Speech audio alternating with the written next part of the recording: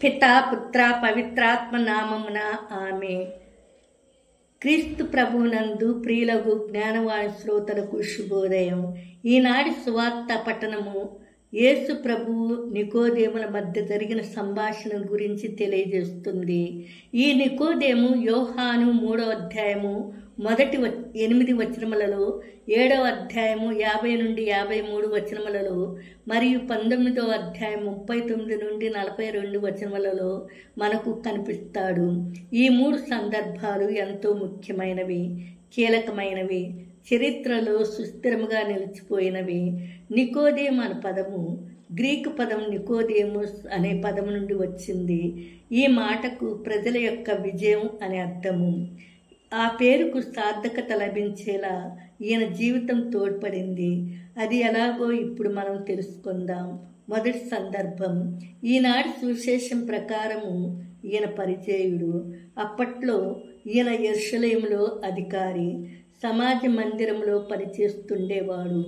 సమాజంలో పరపతి గల వ్యక్తి, గౌరవం కలిగిన వ్యక్తి. పాస్కా పండుగ సందర్భంగా యేసు ప్రభువు దేవాలయానికి వెళ్ళి అక్కడ గొర్రెలు, పావురాలు అమ్మేవారిని, రూకలు మార్చేవారిని వెళ్ళగొడతారు. ఈ సందర్భంలోనే క్రీస్తు ఈ దేవాలయాన్ని పడగొట్టండి, 3 దినాలలో లేపుతానని తన మరణం, పునరుత్థానాన్ని ప్రస్తావించినట్లు యోహాను 2వ అధ్యాయము 19వ వచనములో మనం చదువుతాము.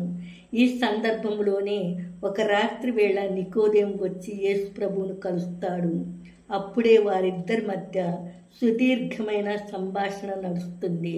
ఆ సంభాషణ ద్వారానే యేసు ప్రభువు నికోదేము ద్వారా అత్యంత విలువైన సందేశాన్ని క్రైస్తవ లోకానికి అందించారు. ఇందులో ముఖ్యమైనది తిరిగి జన్మించడం గురించి. ఒకరు మరలా క్రొత్తగా జన్మించననే కానీ దేవుని రాజ్యం చూడలేరని, నీటి మూలముగా ఆత్మ మూలముగా జన్మించననే కానీ పరలోక రాజ్యం ప్రవేశింపలేరని యేసు ప్రభువు నికోదేముతో అంటారు. క్రైస్తవులు నిత్యం జ్ఞాపకం చేసుకునే ఈ గొప్ప మాటలు మొట్టమొదటిసారిగా నికోదేముతో అన్నట్లుగా మనం బైబిల్లో చదువుతాము. మరలా జన్మించటమా అంటే నేను మరలా తల్లి గర్భంలోనికి వెళ్ళాలా అని నికోదేము యేసు ప్రభువును ప్రశ్నిస్తాడు.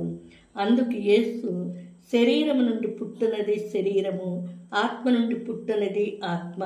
నీలోని ఆత్మ క్రొత్తగా జన్మించాలని అంటారు. గాలిని అనుభవిస్తామే కానీ ఎక్కడ నుండి వచ్చింది, ఎక్కడికి వెళుతుంది మనకు తెలియదు. ఆత్మ ద్వారా జన్మించటం అంటే అలాగే ఉంటుంది.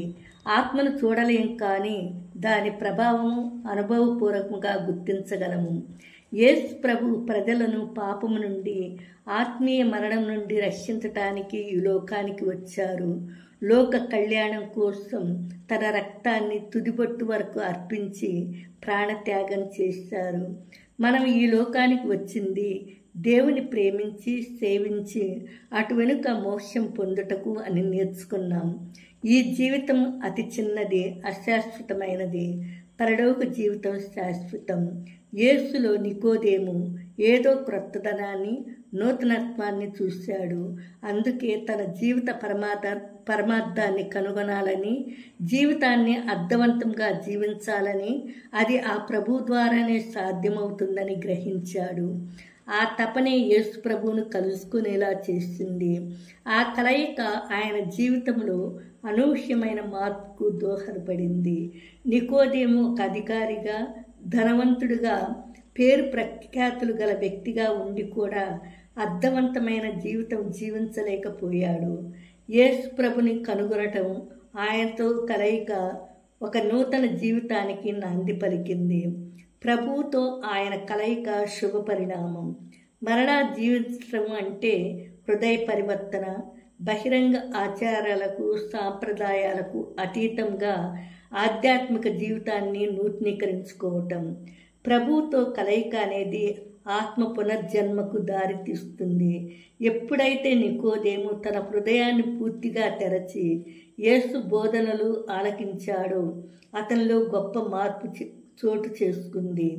ఈ మార్పు తన పాత జీవితాన్ని విడిచిపెట్టి క్రొత్త జీవితానికి బీజం నాటింది. మనం కూడా ప్రభువులో నూతనంగా జన్మించాలని ఆశపడితే మనలను ఆదరించటానికి ఆ యేసు ప్రభువు సిద్ధంగా ఉన్నారు. మరి మనం సిద్ధమా? ఆలోచించుకుందాం. ఆమేన్.